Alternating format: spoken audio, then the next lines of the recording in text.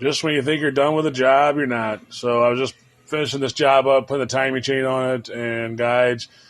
And it didn't need a timing chain or guides, but the front timing cover was leaking oil really bad. It's pretty common on these engines. And when you're in there, you might as well replace the timing chain and guides. It also had, very common on these, the VVT seals were leaking. I believe that both the camshaft sensors were leaking, so I put new seals on that, resealed the VVT, took the timing cover off, resealed that, took the oil pan off. You can do it without taking the oil pan off, but the covers does seal against the oil pan, and they recommend taking the oil pan off. So I took that off, resealed that. All that, basically $1,400 job for an oil leak. These engines, I don't know, man. They got plastic guy, which I know everyone uses plastic guys now for the timing. And honestly, this one didn't need the chain or the guides. It's got 160,000 on it, and he wanted to just replace them while we're in there. The water pump has a plastic thermostat housing. And when he brought it to me, he didn't say anything about overheating or having problems. But I took the water pump off to get the cover off. And the spring and the clamp that holds the thermostat together was down in the water pump. And the plastic thermostat housing here was broken. I guess it wore out or whatever. And it just let go of the spring and the clamp that holds it together and went into the water pump. And I guess it wasn't overheating, but it was down in there when I took it all apart. These have plastic connectors for everything. This is the upper radiator hose. It's just plastic, and it goes on here and slides in, and there's a little metal pin that goes in there and holds it together. There's no clamp or anything. They seem to work, but it's all plastic. You have the thermostat or the water housing back here. It's all plastic. I just did one on a 2018. It's not like this is an 11 or 12 here, but it's not like, if it's old or new. It's just plastic. Everything's plastic. You can see all the heater lines are plastic. Connectors back there for the heater core are all plastic. The valve cover's plastic. It has an internal PCV valve in it that fails all the time. There's no way to change it. You have to change the whole valve cover. You can see here, this one's dormant, so it's been replaced before.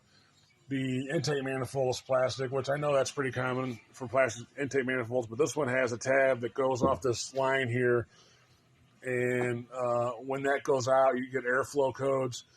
And it's just a little tab in there, and it breaks off or wears off over time, and the only way to fix it is replace the whole intake manifold. This one looks like it's been replaced before. It's all plastic, and it falls apart. These engines have oil filter adapter down here. And just if you want to do a quick reseal, you can get away with doing it. You got to remove the intake manifold, the turbo, and the catalytic converter, and all that. But to do it right, you have to get the seals from GM. It's about $700 just for all the seals, because all the lines and the seals, and even the actual adapter has 3 or 4 different seals in it. And you got to take the whole thing apart.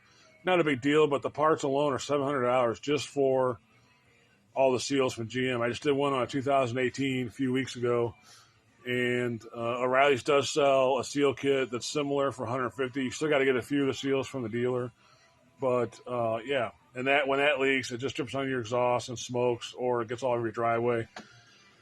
And so that's a big thing on these. I don't know. I'm not a big fan. The 1.8 has different. They all have different timing tools. This particular engine has no timing marks anywhere, so if you want to time it right, you need to have all these tools. And this goes in the block to hold the crankshaft. This goes and checks your VVT timing.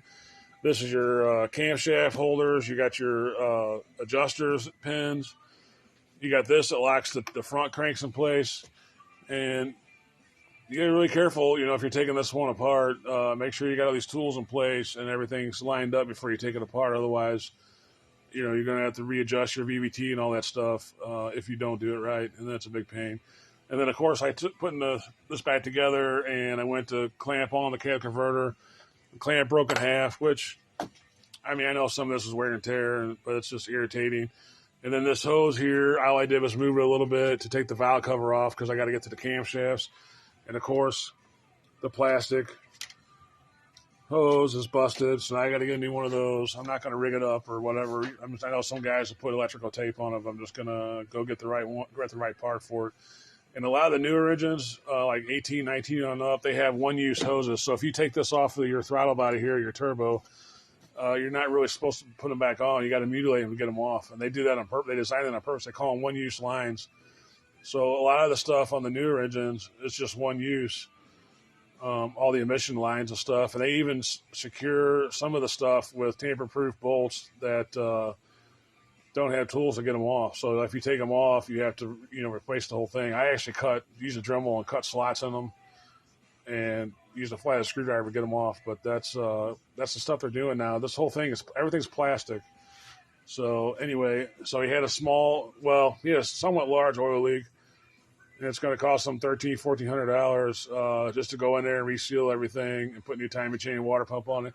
You probably didn't need the timing chain and seal. That's not a real big added cost to this.